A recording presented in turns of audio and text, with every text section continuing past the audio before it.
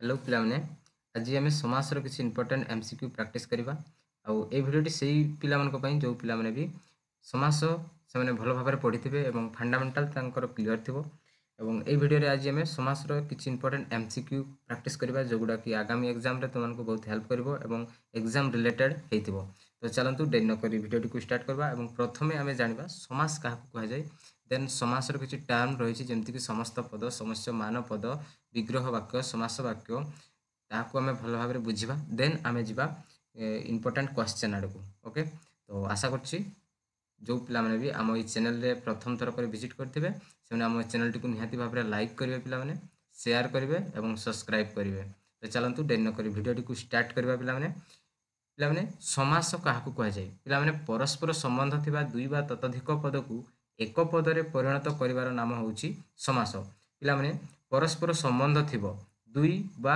दुई रु अधिक पद दुई बा दुई रु अधिक पदर परस्पर संबंध थिबो ताहाकू जदि आमे एक पदरे गोटे पदरे जदि आमे परिणत करिबा ताकू आमे समास बोली कहि थाउ पिला आउ थरे मु कहूची परस्पर संबंध थिबो दुई बा दुई रु अधिक पद को गोटे पदरे जदि आमे परिणत करिबा तार नाम होउची समास पिला एवं ये जो समास रे किसी गुड़ा आमर टर्म रही जो गुड़ा कि इंपोर्टेंट पद जो गुड़ा एग्जाम रे तुमको देखा को आसी थाए जोटा कि समस्त पद क्या कहुए पूर्व पद बा पर पद क्या कहुए ये जो पर पद पूर्व पद तो आम समस्ते जानी जोटा पूर्व थी पूर्व पद कहू जोटा पर रही पर पद कहू देन ये पर पद को आम जो उत्तर पद कहू यहाँ भेरी भेरी इंपोर्टेंट उत्तर पद क्या कहुए ये जो पर पद को ही उत्तर पद बोली कहुए देन रोचे समस्य मान पद आउ विग्रह वाक्य और ये जो विग्रह वाक्यर अन्य नाम हूँ समास वाक्य बा व्यास वाक्य बोली आम कही था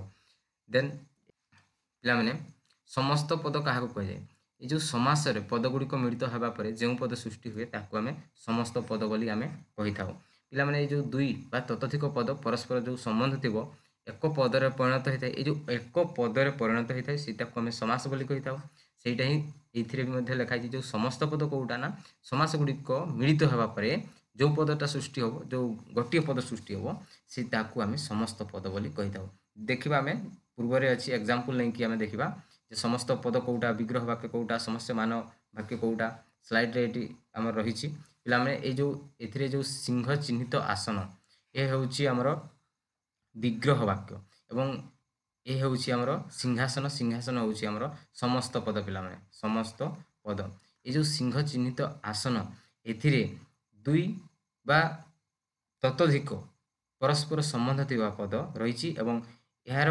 मिश्रण फल सिंहासन रही ये जो सिंहासन हूँ आमर समस्त पद और सिंहासन सिंहासन दुईटा शब्द गठित होती गोटे सिंह और आ गोटे आसन तेणु ये जो सिंहासन सिंहासन को आम कही था सिंह और आसन को आम कही था समस्य मान पद बोली आम कही था जो विग्रह वाक्य ये हूँ विग्रह वाक्य को आम आउ कौन कही था ना व्यास वाक्य बोली कही था पिला समास वाक्य बोली भी कही था देखिबा समस्य मान पद से कथा जोटा कि मुझे जस्ट कहली पिला जो पद गुड़िकर मिश्रण में समस्त पद गठित होता है जो पद गुड़िक मिश्रण में समस्त पद गठित हुए से पद गुड़ी को गोटे गोटे समस्य मान पद बोली कहुए पिला समस्त पद ए जो समस्त पद हूँ सिंहासन सिंहासन क्या द्वारा गठित होती सिंह और आसन तेणु ये सिंह और आसन गोटे गोटे समस्य मान पद देन विग्रह वाक्य पिला समास समास अंतर्गत पद मानकर परस्पर संबंध जानापी जो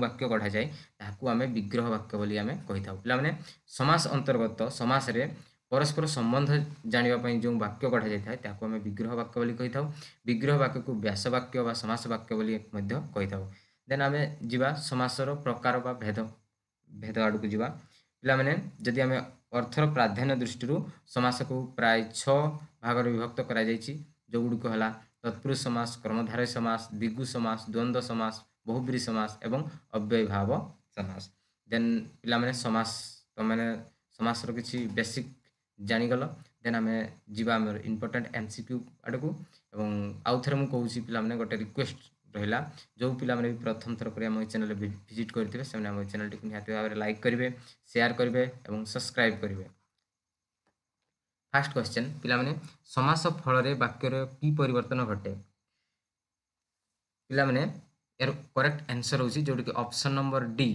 वाक्य संक्षिप्त और श्रुति मधुर होता है। जेम समास रे पद गुड़िक मिलित होगा पर जो पद सृष्टि हुए ताकू कौन कहते पे यार करेक्ट आंसर होची जोटी कि ऑप्शन नंबर ए पे समस्त पद बोली कह जाए। समासर पद गुड़िक मिलित होगा पर जो पद सृष्टि हुए पे आम समस्त पद बोली आम कही था। जो पद गुड़िकर मिश्रण में समस्त पद गठित हुए ताकू कौन कहती मु जस्ट एवं एगुड़ा मुझे समस्यमान पद क्या कहुए समस्त पद क्या कहुए विग्रह वाक्य क्या कहुए जो पिलाने भी मन ध्यान दे शुणुवे से देखु देखु ही यार आंसर टी कहीदेवे। पे यार करेक्ट आंसर होची जोटी कि ऑप्शन नंबर घ समस्यमान पद जो पद गुड़िकर मिश्रण में समस्त पद गठित होता है आम समस्यमान पद बोली आम कही था। नेक्स्ट क्वेश्चन समास अंतर्गत पद मानकर परस्पर संबंध जानापी क्यों वाक्य गढ़ा जाए ताकू कौन कहती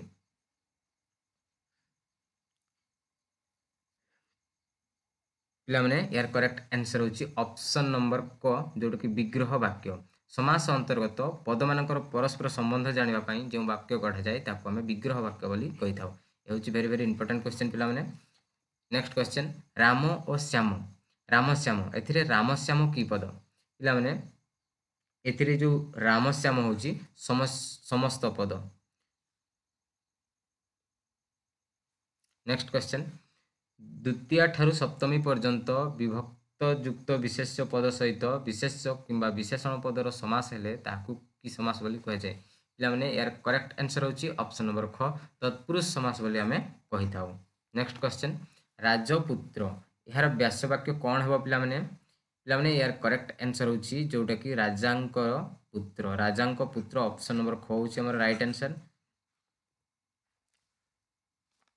पद गढ़ा धातु निष्पन्न पद पूर्वर जो पद व्यवहार करा जाए ताकू कौन कहती पे यार करेक्ट आंसर होची जोटा कि ऑप्शन नंबर ख उपपद बोली कह जाए। नेक्स्ट क्वेश्चन हंसडिंब यार व्यासवाक्य कौन है पे यार करेक्ट आंसर होची ऑप्शन नंबर ग हंसीर डिंब पे जो समास रे समस्त पद रे हंस डिंब होता है एवं यार जो विग्रह वाक्य हंसी होता है जो विग्रह वाक्य हंसी जो स्त्रीलिंगटा समस्त पदरे हंसरे परिणत हो जाए जोटा कि पुलिंग परिणत होता है। नेक्स्ट क्वेश्चन उपपद सहित धातु निष्पन्न पदर जो समास हुए ताकू कौन कहती पे यार करेक्ट आंसर होची उपपद तत्पुरुष बोली कह जाए। ऑप्शन नंबर ख राइट आंसर। नेक्स्ट क्वेश्चन पूर्व पदरे थिबा विभक्ति रे चिन्ह लोक न होई लुप्त न होई जो समास हुए ताकू कौन कहती पे यार करेक्ट आंसर होची जोटा कि अलुक समास बोली कह जाए। जमती कि जदि आम एग्जांपल नेबा जमती कि युधिष्ठिर अंतेवासी वनेचर एगुड़ा होची अलुक समास। नेक्स्ट क्वेश्चन विशेषण और विशेष्य पद को नहीं जो समास हुए ताकू कौन कहती पे जो विशेष्य एवं विशेषण पद को नहीं जो समास होता है ताकू आम कर्मधारय समास बोली कही था। ऑप्शन नंबर ख होची हमर राइट आंसर। कर्मधारय समास रे जो पदर प्राधान्य रहे पे यार करेक्ट आंसर होची जोटा कि परपद कर्मधारय समास रे परपदरे प्राधान्य रही थाए। नेक्स्ट क्वेश्चन दुईटी वस्तु को तुलना करागले ताकू कौन कह जाए दुईटी वस्तु को तुलना कले ताकू कौन कह जाए पे यार करेक्ट आंसर होची जोटा कि उपमा वाली को कह जाए जोटा कि ऑप्शन नंबर ख होची हमर राइट आंसर उपमा। नेक्स्ट क्वेश्चन जहाँ सहित उपमा दि जाए ताकू कौन कहती पे यार करेक्ट आंसर होची जोटा कि उपमान बोली कह जाए जहाँ सहित उपमा दि जाए ताकू उपमान बोली कह जाए। जहाँ को उपमा दि जाए ताकू कौन कहती जहाँ को उपमा दि जाए ताकू उपमेय ऑप्शन नंबर ख होची पे राइट आंसर उपमेय बोली आम कही था।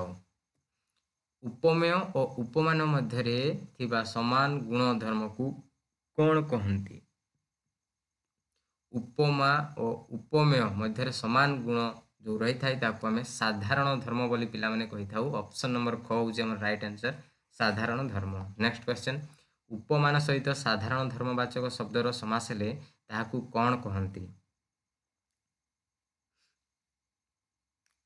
कौन हम पे साधारण धर्म यार करेक्ट आंसर होची उपमान कर्मधारय जोटा कि ऑप्शन नंबर ख होची राइट आंसर। उपमान सहित पे साधारण धर्मवाचक शब्दर समास हेले ताकू आम उपमान कर्मधारय समास होता है। नेक्स्ट क्वेश्चन उपमेय पूर्वपद और उपमान परपदर समास हेले ताहाकू कौन कहती? पिलामने यार करेक्ट आंसर होची ऑप्शन नंबर क, जोटा कि उपमित कर्मधारय समास बोली आमे कहि थाउ। नेक्स्ट क्वेश्चन, जेउ कर्मधारय समास रे समस्त पद रे थिबा मध्य पदटी लोप पाए ताहाकू कौन कहती? पिलामने यार करेक्ट आंसर होची ऑप्शन नंबर ख होची राइट आंसर, मध्य पद लोपी कर्मधारय समास। जो समास रे मध्य पदटी लोप होइताय, जो पद रे मध्य पदटी लोप होइताय ताकू आमे मध्य पद लोपी कर्मधारय समास बोली कहि थाउ। जेमति कि घृतान्य, घृत मिश्रित अन्न यार विग्रह वाक्यटी होची। ए जो घृत मिश्रित अन्न रे ए मिश्रित जो शब्दटा हमर लुप्त होची एवं या समस्त पद रे कोन होइताय ना घृतान्य होइताय।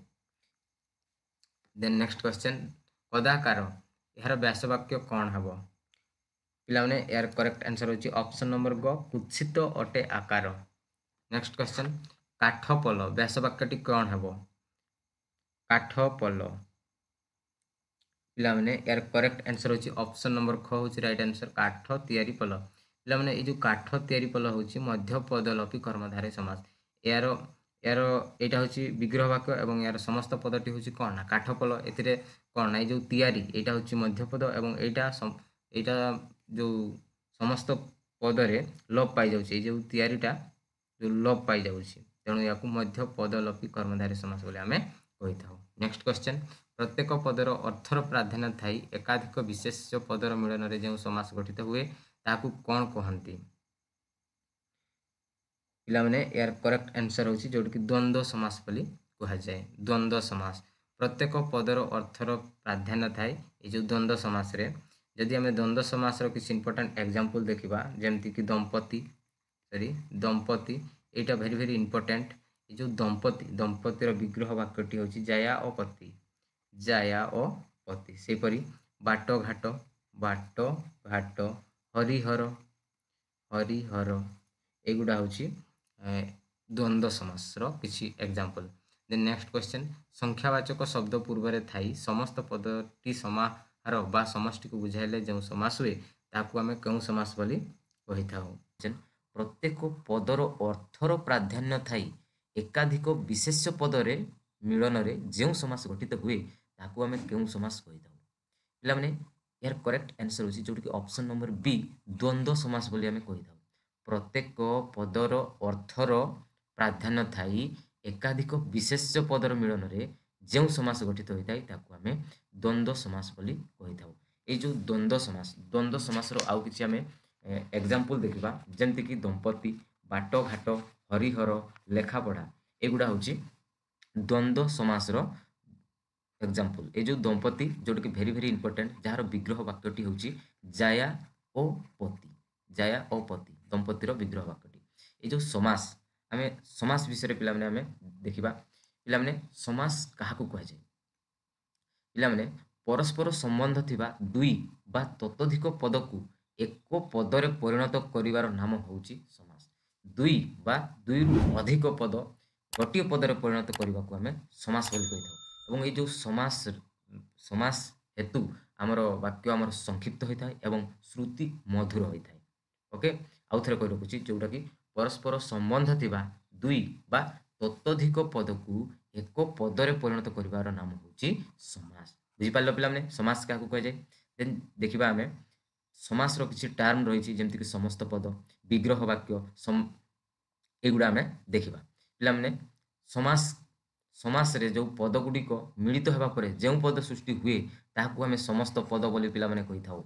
समास रो पद गुड़िक मिलित हेबा परे जो पद सृष्टि होता है ताहाकू आमे समस्त पद बोली पिला माने कहि थाउ। जेमति कि एई जो एग्जांपल देखि पारुथिबे, सिंह चिह्नित आसन ए होची यार विग्रह वाक्य। ए जो विग्रह वाक्य एटा मिलन फल रे जो सिंहासन सृष्टि होती या आमे समस्त पद बोली कहि परिबा, समस्त पद बोली कहि थाउ। एवं ए जो सिंह चिह्नित आसन या आमे विग्रह वाक्य बोली कहि थाउ। विग्रह वाक्य बा व्यास वाक्य बा समास वाक्य बोली आमे कहि थाउ।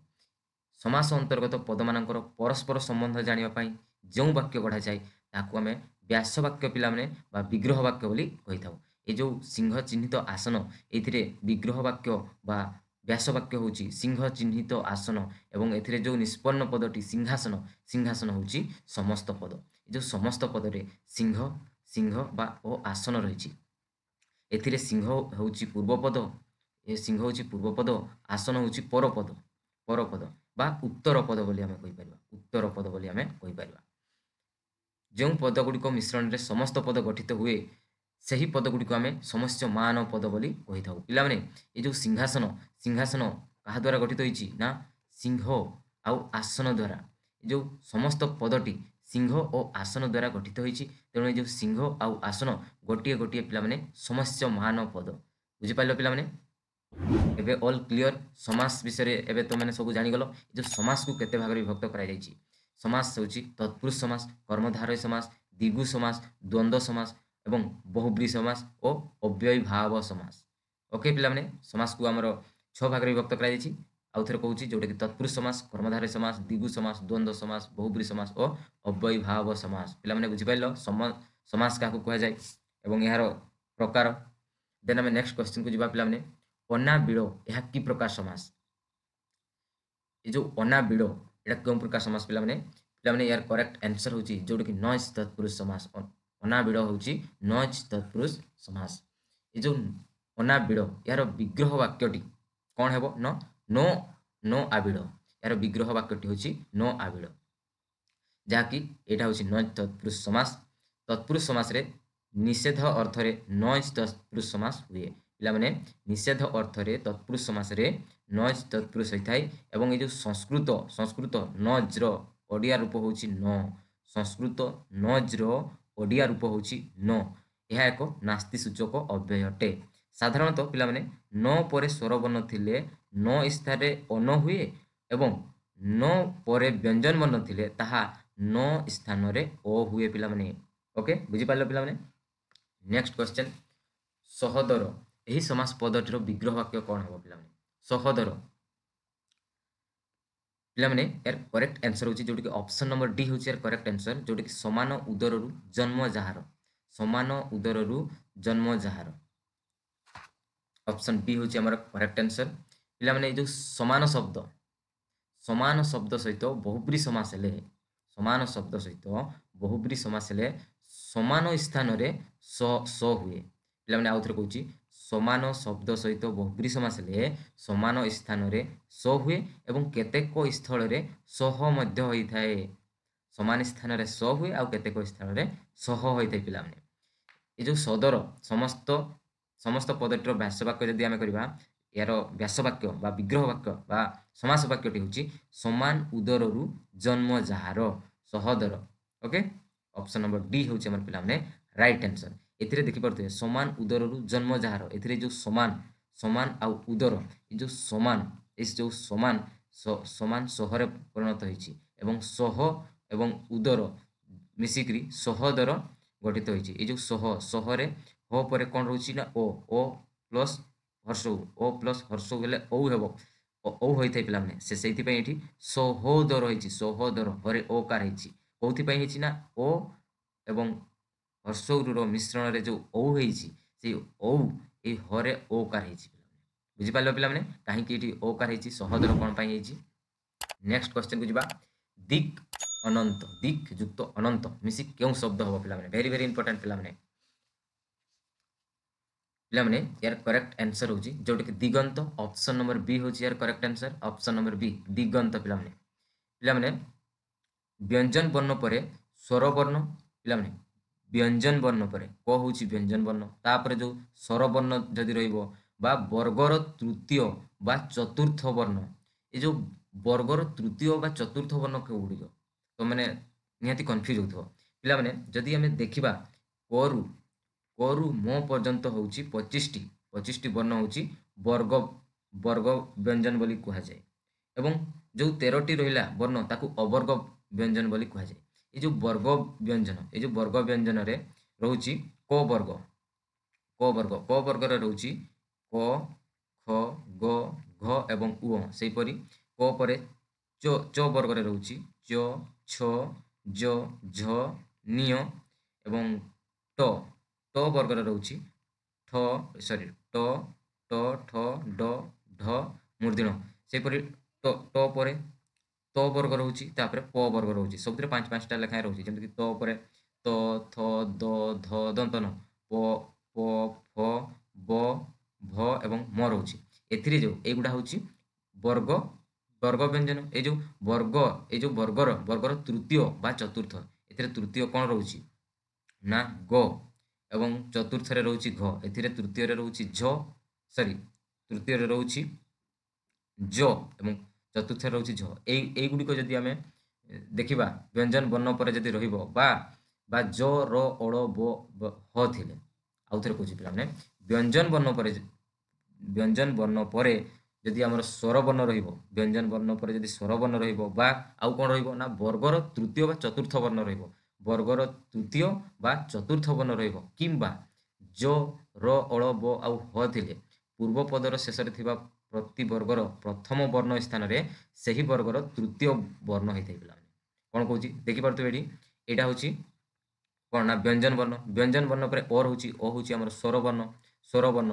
ଯଦି ମାନେ ସ୍ୱରବର୍ଣ୍ଣ ରହିବ ବା ବର୍ଗର ତୃତୀୟ ଚତୁର୍ଥ ବର୍ଣ୍ଣ ରହିବ, ବା ଜ, ର, ଅଳ, ଆଉ ହ ରହିବ, ଯଦି ଏହିପରି ରହିଥାଏ ତାହେଲେ କ'ଣ ହେଇଥାଏ ନା ପୂର୍ବ ପଦର ଶେଷରେ ଥିବା ପ୍ରତିବର୍ଗ, ଏଇ ଯେଉଁ ପୂର୍ବ ପଦର ଶେଷରେ କ'ଣ ରହୁଛି କ, ଏହାର ବର୍ଗ କ'ଣ ରହୁଛି ନା କ, ଖ, ଗ, ଘ, ଙ। ଏଇ ଯେଉଁ କ ବର୍ଗର ତୃତୀୟ ବର୍ଣ୍ଣଟି ହେବ। ତୃତୀୟ ବର୍ଣ୍ଣଟି କ'ଣ ହେବ ନା କ, ଖ, ଗ। ତେଣୁ ଏଇ ଯେଉଁ ଗ ହେଇଯିବ। ତେଣୁ ଏଇ ଯେଉଁ ଦିକ୍ ଯୁକ୍ତ ଅନ୍ତ ଦିଗନ୍ତ ହେଇଛି, କଟା ଗରେ ପିଲାମାନେ ପରିଣତ ହେଇଛି। କାହିଁକି ନା କ ବର୍ଗର ତୃତୀୟ ବର୍ଣ୍ଣ ହେଇଯିବ। କ ବର୍ଗର ତୃତୀୟ ବର୍ଣ୍ଣ କ'ଣ ନା ଗ ହେଇଯିବ।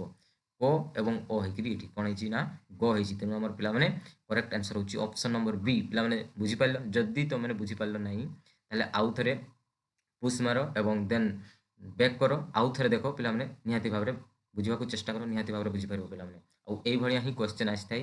କାହିଁକି ନା ଏଇ ଯେଉଁ କଟା ଗରେ ପରିଣତ ହେଇଛି, କାହିଁକି ପରିଣତ ହେଇଛି ତୁମକୁ ସେଇଟା ନିହାତି ଜାଣିବାର ଅଛି। ପିଲାମାନେ ଥରେ ଜାଣିଗଲେ ତୁମେ ଆଉ ପରୀକ୍ଷାରେ ଏଇଭଳିଆ କ୍ୱେଶ୍ଚନ୍ ତୁମେ ଭୁଲ କରିବନି। ଓକେ, ନେକ୍ସଟ କ୍ୱେଶ୍ଚନ୍କୁ ଯିବା। ଠେଙ୍ଗା ଠେଙ୍ଗି ଏହି ସମାସ ପଦଟିର ବିଗ୍ରହ ବାକ୍ୟ କ'ଣ ହେବ? ପିଲାମାନେ ଏହାର କରେକ୍ଟ ଆନ୍ସର ହେଉଛି ଅପସନ୍ ନମ୍ବର ସି ହେଉଛି କରେକ୍ଟ ଆନ୍ସର, ଯେଉଁଟାକି ଠେଙ୍ଗାରେ ଯେଉଁ ଯୁଦ୍ଧ ହୋଇଥାଏ ତାକୁ ଆମେ ଠେଙ୍ଗା ଠେଙ୍ଗି ବୋଲି କହିଥାଉ। ଦେନ୍ ନେକ୍ସଟ କ୍ୱେଶ୍ଚନ୍, ବିରୂପାକ୍ଷ ଏହି ସମସ୍ତ ପଦଟି କେଉଁ ସମାସର ଅନ୍ତର୍ଗତ? ବିରୂପାକ୍ଷ ପିଲାମାନେ ଏହାର ବିଗ୍ରହ ବାକ୍ୟଟି ହେଇଯିବ ବିରୂପ ଅକ୍ଷି ଯାହାର। କୋଉଟା ହେବ ଏହାର କରେକ୍ଟ ଆନ୍ସର? ପିଲାମାନେ ଏହାର କରେକ୍ଟ ଆନ୍ସର ହେଉଛି ଯେଉଁଟାକି ଅପସନ୍ ନମ୍ବର ବି, ବହୁବ୍ରୀ ସମାସ। ପିଲାମାନେ ବିରୂପାକ୍ଷ ହେଉଛି ବହୁବ୍ରୀ ସମାସ। ବହୁବ୍ରୀ ସମାସରେ ପିଲାମାନେ ଅକ୍ଷି, ଯେଉଁ ଅକ୍ଷିଟା ଅକ୍ଷର ପରିଣତ ହେଇଯାଏ। ତେଣୁକରି ମୁଁ କହିଲି ଯେଉଁ ବିରୂପାକ୍ଷର ବିଗ୍ରହ ବାକ୍ୟଟି ହେଉଛି ବିରୂପ ଅକ୍ଷି ଯାହାର। ଏ ଯେଉଁ ଅକ୍ଷିଟା କ'ଣ କେଉଁଥିରେ ପରିଣତ ହେଇଛି ନା ଅକ୍ଷରେ ପରିଣତ ହେଇଛି। ଅକ୍ଷରେ। ଆଶା କରୁଛି ପିଲାମାନେ ବୁଝିପାରୁଥିବେ। ଆଉ ଯେଉଁ ପିଲାମାନେ ବି ପ୍ରଥମ ଥର କରି ଆମ ଏଇ ଚ୍ୟାନେଲରେ ଭିଜିଟ୍ କରୁଥିବେ, ଏହିପରି ଭିଡ଼ିଓ ପାଇବା ପାଇଁ ନିହାତି ଭାବରେ ପିଲାମାନେ ଆମ ଏଇ ଚ୍ୟାନେଲଟିକୁ ଲାଇକ୍ କରିବେ, ପିଲାମାନେ ସେୟାର କରିବେ ପିଲାମାନେ, ଏବଂ ନିହାତି ଭାବରେ ସବସ୍କ୍ରାଇବ୍ କରିବେ। ଆଶା କରୁଛି ତୁମକୁ ଭିଡ଼ିଓଟି ଭଲ ଲାଗୁଥିବ। ନେକ୍ସଟ କ୍ୱେଶ୍ଚନ୍, ଯେଉଁଠିକି ମାନେ ଉତ୍ ଯୁକ୍ତ ହାର ମିଶି ଯେଉଁ ଶବ୍ଦ ହେବ, କେଉଁ ଶବ୍ଦ ହେବ? ଉତ୍ ଯୁକ୍ତ ହାର ମିଶି କେଉଁ ଶବ୍ଦ ହେବ? ପିଲାମାନେ ଏହାର କରେକ୍ଟ ଆନ୍ସର ହେଉଛି ଅପସନ୍ ନମ୍ବର ଏ, ଉଦ୍ଧାର ହେଇଥାଏ। ପିଲାମାନେ ଉତ୍ ଯୁକ୍ତ ହାର ମିଶିଲେ ଉଦ୍ଧାର ହେବ। ତ ଏଇ ଯେଉଁ ଉତ୍ ଯୁକ୍ତ ହାରରୁ ଉଦ୍ଧାର କେମିତି ହେଇଛି ସେଇଟା ଏବେ ଆମେ ଡିସ୍କସନ୍ କରିବା।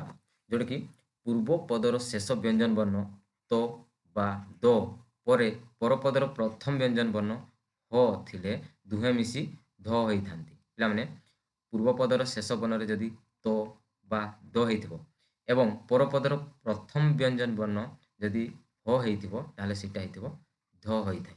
ତେଣୁ ଏଇଥିରେ କ'ଣ ହେଇଛି ନା ଉଦ୍ଧାର ହେଇଛି। ଏଥିରେ ତ ରହିଛି ଏବଂ ପରପଦର ପ୍ରଥମ ବର୍ଣ୍ଣଟି ହ ରହିଛି। ତେଣୁ ଏଇ ଯେଉଁ ତ ଆଉ ହ ମିଶି ଧ ହେଇଛି। ତେଣୁ ଏହାର କରେକ୍ଟ ଆନ୍ସର ହେବ ଯେଉଁଟାକି ଉଦ୍ଧାର। ଯେପରିକି ଏଇଠି ଦେଖିପାରୁଥିବେ ଉତ୍ ଯୁକ୍ତ ହାର ଉଦ୍ଧାର, ଏଇ ଯେଉଁ ତ ଏବଂ ହ ମିଶିକରି ଧ ହେଇଛି। ତେଣୁ ଏହାର କରେକ୍ଟ ଆନ୍ସର ହେଉଛି ଉଦ୍ଧାର। ନେକ୍ସଟ କ୍ୱେଶ୍ଚନ୍, ବୃହତ୍ ଝଟିକା ମିଶି କେଉଁ ଶବ୍ଦ ହେବ? ପିଲାମାନେ ଏହାର କରେକ୍ଟ ଆନ୍ସର ହେଉଛି ଅପସନ୍ ନମ୍ବର ଏ, ବୃହତ୍ ଝଟିକା।